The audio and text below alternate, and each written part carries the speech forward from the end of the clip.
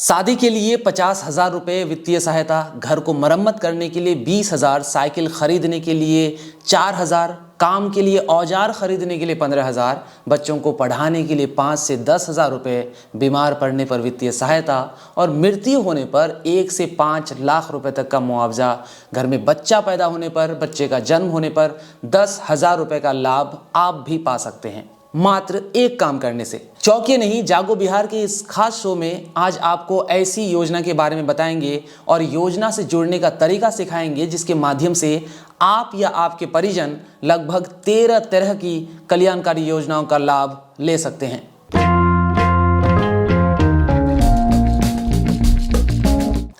आदाब, मैं शाह फैसल, मैं मीडिया के इस खास शो जागो बिहार में आपका स्वागत है।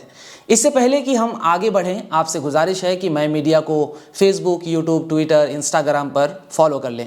वीडियो पसंद आए तो लाइक, कमेंट और शेयर भी ज़रूर करें ताकि इन योजनाओं के बारे में आम लोगों को पता चल सके। साथियों, अगर आप किसी तरह से निर्माण कार्य से जुड़े मजदूर हैं तो यह वीडियो खास आपके लिए है।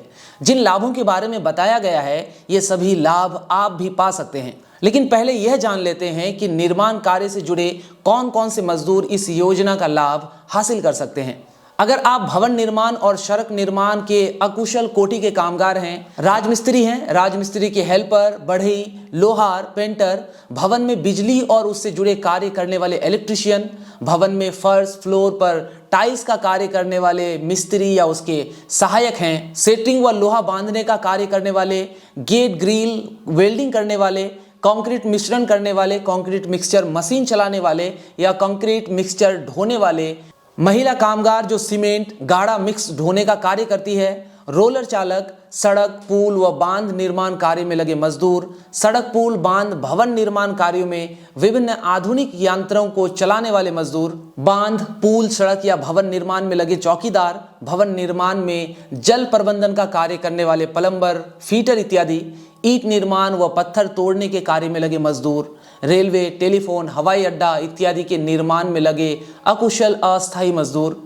बागवानी और वानिकी को छोड़कर मनरेगा कार्यक्रम के अंतर्गत कार्य कर रहे कामगार इन योजनाओं का लाभ ले सकते हैं। यहाँ पर जितने भी बताए गए, अगर आप किसी भी श्रेणी में आते हैं तो आप इस योजना का लाभ ले सकते हैं। अगर आप इन श्रेणियों में से किसी भी कार्य से जुड़े हैं तो श्रमिक कल्याण बोर्ड द्वारा संचालित योजनाओं का लाभ लेने के लिए ऑनलाइन रजिस्ट्रेशन कर श्रमिक कल्याण बोर्ड के सदस्य के रूप में जुड़ जाइए। श्रमिक कल्याण बोर्ड के सदस्य बनने के लिए ऑनलाइन पंजीकरण करना होता है। ऑनलाइन पंजीकरण के दौरान किन किन कागजातों और जानकारियों की जरूरत पड़ती है, पहले उसे समझ लेते हैं। पंजीकरण कराने के लिए कामगार की उम्र 18 वर्ष से 60 वर्ष के बीच होनी चाहिए। अगर आप ऊपर बताए गए किसी काम से जुड़े श्रमिक हैं और ऑनलाइन आवेदन करना चाहते हैं तो आपको अपने पिछले 90 दिनों के काम की जानकारी और सबूत देना होगा। सबूत के तौर पर एक प्रमाण पत्र की जरूरत होगी। यह प्रमाण पत्र नियोजक यानी जिन्होंने आपको काम दिया है, संवेदक यानी ठेकेदार, भवन निर्माण मजदूर संघ, सहायक श्रम आयुक्त, श्रम अधीक्षक, श्रम परिवर्तन पदाधिकारी द्वारा निर्गत होना चाहिए। मनरेगा में काम करने वाले कामगार का प्रमाण पत्र पीआरएस या पंचायत रोजगार सेवक द्वारा निर्गत किया जाना चाहिए। साथ ही एक पासपोर्ट साइज फोटो, आधार कार्ड की छाया प्रति, बैंक पासबुक की छाया प्रति, परिवार के सभी सदस्यों की सामान्य जानकारियां जैसे नाम और उम्र। बेहतर होगा कि परिवार के सदस्यों की जानकारियां भरने के लिए प्रत्येक सदस्य का आधार कार्ड साथ रखें। पिछले 12 महीने में आपने जहां जहां काम किया है उससे संबंधित जानकारियां जैसे नियोजक का नाम यानी जिसके पास आपने काम किया है, जहां काम किया है वहां का पता, काम की जानकारी, काम का प्रकार, काम शुरू और खत्म होने की तारीख और कितने दिन आपने काम किया है, ये जानकारियां आपको अंकित करना है।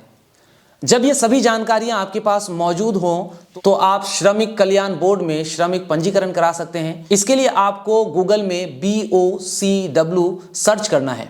तो चलिए बाकी चीज़ें वेबसाइट पर देखते हैं और देखते हैं कि कैसे कल्याण बोर्ड में आप जो है एक सदस्य के रूप में अपना पंजीकरण करा सकते हैं। तो श्रमिक कल्याण बोर्ड में सदस्य के तौर पर जुड़ने के लिए आपको एक ऑनलाइन फॉर्म भरना पड़ेगा। इसके लिए आप गूगल क्रोम में वेबसाइट खोलने के लिए BOCW सर्च कीजिए तो बिहार गवर्नमेंट की एक वेबसाइट खुल जाएगी। इस पर आप क्लिक करेंगे। क्लिक करते ही आपको ऊपर में ही दिखेगा लेबर रजिस्ट्रेशन, इस टैब पर आपको क्लिक कर देना है। यहाँ आप जैसे ही क्लिक करेंगे यहाँ पर आपको कई ऑप्शन दिखेंगे, जैसे apply for new registration, view registration status, view payment status, apply for renewal registration. इस तरह के ऑप्शन आपको कई मिल जाएंगे। क्योंकि हम लोग नया सदस्य जोड़ रहे हैं, नए सदस्य के तौर पे आप कैसे इसमें जुड़ेंगे इसके लिए ऑनलाइन कर रहे हैं, तो आपको पहले वाले ऑप्शन पर क्लिक करना है। अन्यथा अगर आप अपने रजिस्ट्रेशन की स्टेटस को जानना चाहते हैं तो आप जो है यहाँ पर क्लिक करें। अगर किसी पेमेंट से संबंधित जानकारी चाह रहे हैं आप तो यहाँ पर क्लिक करें।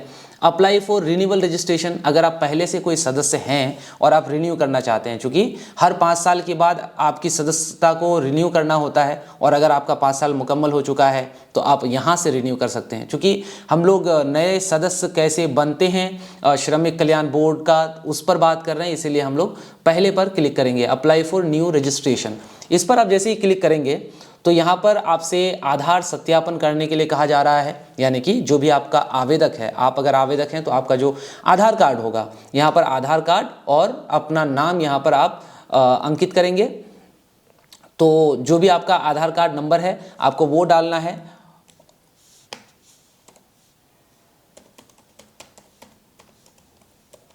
और उसके बाद नीचे में नाम मांगा जा रहा है तो आप अपना नाम एंटर करेंगे।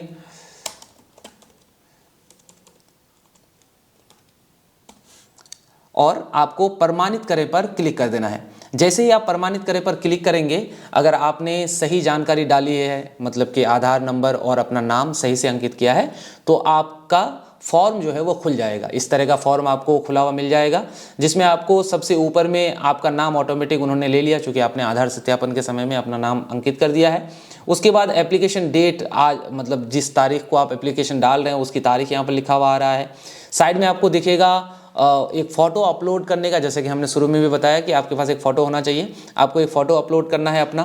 उसके अलावा आपको ज़िला सेलेक्ट करना है, आपको बताना है कि आप कौन से क्षेत्र से आते हैं, शहरी क्षेत्र या फिर ग्रामीण क्षेत्र।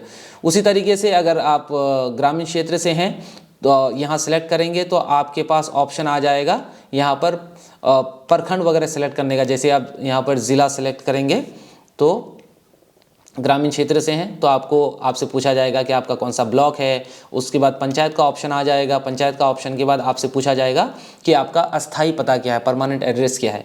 अगर आपका परमानेंट एड्रेस और प्रेजेंट एड्रेस यानी कि वर्तमान जो पता है और जो अस्थाई पता है वो दोनों सेम है, एक जैसे हैं, तो आपको इस पर क्लिक कर देना है, सेम एज परमानेंट एड्रेस पर। अगर दोनों अलग अलग है तो आपको दोनों को लिखना है। यहाँ पर बताया गया है कि आप अपने एड्रेस जो है वो ज़्यादा से ज़्यादा 250 कैरेक्टर्स पे लिख सकते हैं, इसलिए इससे ज़्यादा आप नहीं लिख सकते। उसके साथ ही साथ आपसे आगे में मांगा जा रहा है फादर्स या हस्बैंड नेम, जो भी है आप जैसे भी देना चाहते हैं उस तरह का आप यहाँ पर नाम डालें। और आधार कार्ड नंबर ऑलरेडी यहाँ पर आपको दिख रहा है। साथ ही साथ आपको जो है यहाँ पर दिख रहा है नेचर ऑफ वर्क, कार्य की प्रकृति, आप किस तरह के कार्य से जुड़े हुए श्रमिक हैं। जैसे यहाँ पर कई तरह के ऑप्शन है जो हमने शुरू में भी बताया कि किन किन तरह के मजदूर जो है इसके लिए आवेदन कर सकते हैं। तो आप इनमें से जो भी काम में लगे हैं, जो भी काम को आप करते हैं, अपना काम को सिलेक्ट करें और फिर आगे बढ़ें। इस तरीके से ये कर लेने के बाद आपसे जो है अन्य सूचना के तौर पे आपकी जन्म तिथि मांगी जा रही है। यहाँ पर अपना जन्म तिथि आपको डालना है। उसके बाद आपको अपना आधार कार्ड का फ़ोटो अपलोड करना है यहाँ पर। उसी तरीके से आगे आपको जाति बताना है कि कौन सी जाति से हैं आप। जिस भी जाति से होंगे आप, उस जाति पर आपको क्या कर देना, सेलेक्ट कर लेना है उस जाति को। उसके बाद आपसे आपका मोबाइल नंबर मांगा जाता है और साथ ही साथ और एक मोबाइल नंबर मांगा जाता है जो वैकल्पिक है, ज़रूरी है नहीं भी ज़रूरी है। आप चाहें तो दे सकते हैं और चाहें तो नहीं भी दे सकते हैं, दोनों ही परिस्थिति में कोई दिक्कत नहीं है, लेकिन एक मोबाइल नंबर आपको लगेगा ही लगेगा। इसी तरीके से आपको आगे बढ़ना है। आगे बढ़ने के बाद अगर आपका कर्मचारी राज्य बीमा, अगर आपका ESI नंबर है तो भरिए, नहीं तो भरने की ज़रूरत नहीं है। वैसे भी वो जो है कोई मैंडेटरी नहीं है। आगे आपसे मांगा जा रहा है एजुकेशनल क्वालिफिकेशन, ये आपको बताना ही पड़ेगा। Below matric, literate, matric pass, not literate, जो भी है, मतलब कि मैट्रिक से नीचे, लिटरेट साक्षर, मैट्रिक पास आपने मैट्रिक पास किया है, और नॉट लिटरेट मतलब आप कुछ भी पढ़ा लिखा नहीं है। उसके बाद आपसे जेंडर पूछा जा रहा है, मेल, फीमेल, थर्ड जेंडर, और मैरिटल स्टेटस आपको भरना ही है, बताना ही है कि शादीशुदा हैं, गैर शादीशुदा हैं या फिर अदर की श्रेणी में आते हैं आप। उसके बाद आपसे पूर्व नियोजन विवरणी आपसे मांगा जा रहा है, और ये जो है कह रहा है यहाँ पर कि उन नियोजकों का नाम एवं पता जिनके लिए पिछले 12 महीनों में कार्य किया गया है। यानी कि आप पिछले 12 महीने में किन किन के लिए काम किए हैं, किस तरह का काम किए हैं, कब से कब तक काम किए हैं और कितना दिन काम किए हैं, ये जानकारियाँ आपको यहाँ पर भरना है। अब पिछले 12 महीने में अगर कई लोगों के पास आपने काम किया है तो कई लोगों के पास काम करने का मतलब ये हो गया कि आपको कई बार ये डाटा भरना पड़ेगा।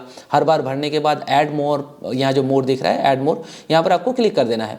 तो आपको जैसे यहाँ दिख रहा है कि नियोजक संवेदक अनुज्ञप्ति संख्या, तो ये आप डाल भी सकते हैं, नहीं भी डालने से चलेगा, क्योंकि यहाँ पर रेड मार्क नहीं है, इसका मतलब ये कंपलसरी नहीं है आपके लिए। लेकिन यहाँ आपको जो है डालना ही पड़ेगा, जैसे कि नियोजक का नाम जिनके पास आपने काम किया है, एम्प्लॉयर एड्रेस जहाँ पर नियोजक का पता आपको यहाँ पर डालना है, कार्यस्थल का विवरण, जिस जगह पर आपने काम किया है उस जगह के बारे में बताइए, कार्य की प्रकृति, आपने किस तरह का काम किया है उसके बारे में बताइए, उसके बाद आपने काम कब से शुरू किया है तो ये आपको यहाँ पर सेलेक्ट करना है, और कब तक आपने वो काम किया है वहाँ पर, यानी कि आखिरी बार कब तक काम किया था आपने, वो डेट यहाँ पर सेलेक्ट करना है आपको। उसके बाद आपको साथ ही साथ बताना है कि आपने यहाँ पर कितने दिनों तक काम किया है, टोटल पीरियड ऑफ वर्क, तो यहाँ पर आपको अपना दिन जो है अंकित कर देना है, जितना दिन भी आपने काम किया है। तो इस तरह से आपको कुल 12 महीने का आपको आंकड़ा यहाँ पर डालना है। और आपसे आगे और 2 चीज़ मांगा जा रहा है, जैसे कि वो कह रहा है कि आप सर्टिफिकेट अपलोड करिए कि आपने जहाँ भी काम किया, लेकिन यहाँ पर कोई रेड मार्क नहीं है, इसका मतलब ये कंपलसरी नहीं है, आप भर भी सकते हैं, नहीं भी भर सकते हैं। और प्रमाणीकरण पदाधिकारी जो है वो आप तब भरेंगे जब आप कोई घोषणा पत्र अपलोड कर रहे हैं, तो आप बताएंगे यहाँ पर कि किन के द्वारा वो जो पेपर आपने अपलोड किया वो किन के द्वारा प्रमाणित है। तो ये दोनों भरने की ज़रूरत नहीं है। अगर आप और 1-2 लोगों के लिए भरना चाहते हैं तो इस पर क्लिक करेंगे। चूँकि हमने पहला वाला नहीं भरा है इसलिए यहाँ पर हमें ऑप्शन नहीं मिलेगा भरने के लिए। इस तरीके से आप आगे बढ़ेंगे। आगे बढ़ने के बाद यहाँ जो है इन चीज़ों को डिक्लेयर करेंगे आप। उसके बाद अपना बैंक रिलेटेड जो डिटेल है आपका, बैंक का डिटेल यहाँ पर भरेंगे। बैंक डिटेल यानी कि IFSC कोड, बैंक का नाम, शाखा का नाम, बैंक का एड्रेस, आपका खाता संख्या, दोबारा खाता संख्या, पासबुक का फ़ोटो, और उसके बाद आवेदक यदि पूर्व से ही किसी अन्य कल्याण बोर्ड के सदस्य हैं। क्या आप किसी कल्याण बोर्ड के सदस्य हैं? अगर हैं तो हाँ कहिए, नहीं तो ना कहिए, क्योंकि आप जाहिर सी बात है ज़्यादातर लोग नहीं ही होंगे, इसलिए ना पे क्लिक करेंगे आप। राशन कार्ड अगर आपके पास उपलब्ध है तो राशन कार्ड का तस्वीर आपको अपलोड करना है, और अगर नहीं है तो नो पे आपको क्लिक करके आगे बढ़ जाना है। उसके बाद आपके परिवार में जितने भी लोग हैं तमाम लोगों की जानकारी यहाँ पर भरना है, जैसे कि परिवार के सभी सदस्यों की जानकारी।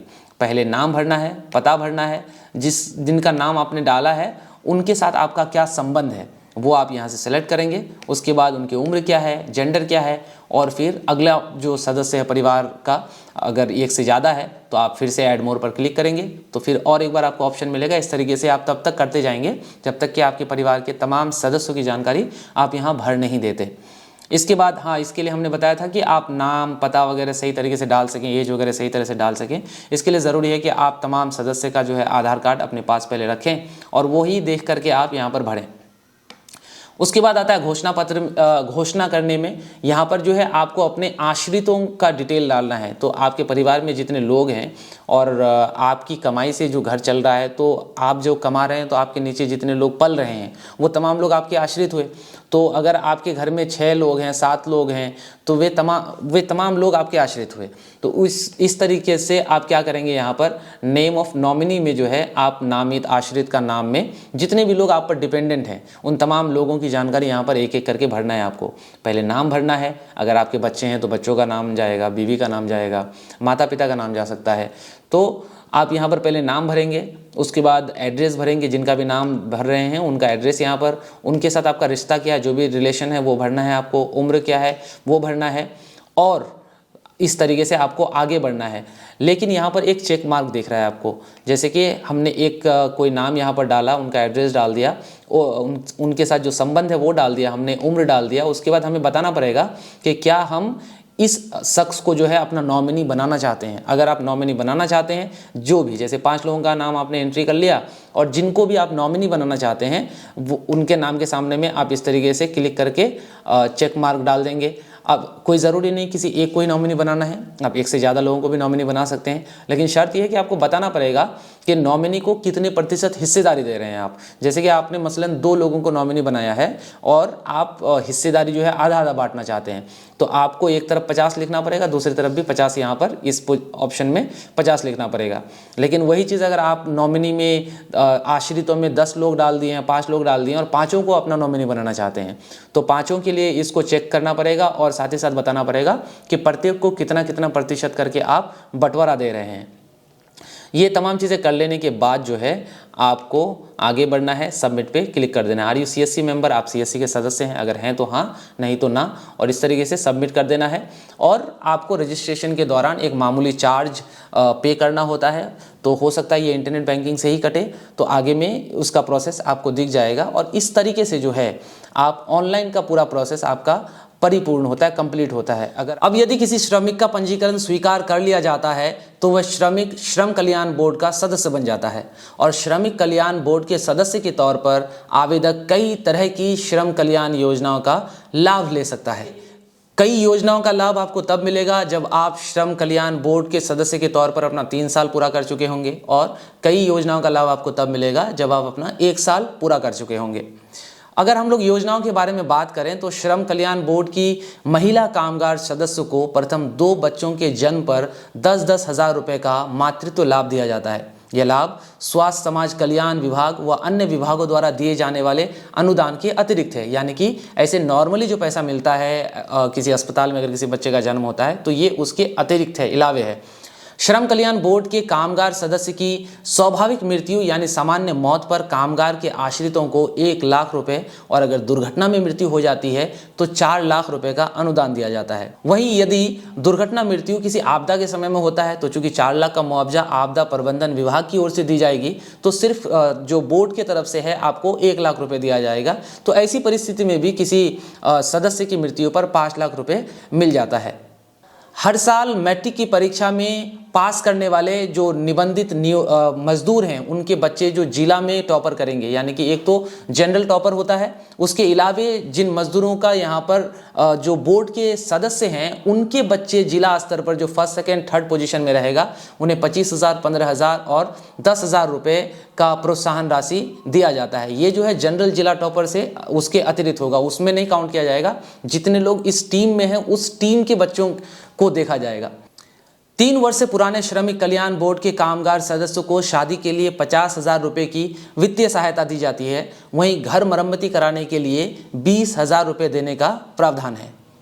1 वर्ष से पुराने श्रमिक कल्याण बोर्ड के कामगार सदस्यों को काम से संबंधित औजार खरीदने के लिए अधिकतम 15,000 रुपये और साइकिल खरीदने के लिए अधिकतम 4,000 रुपये देने का प्रावधान है।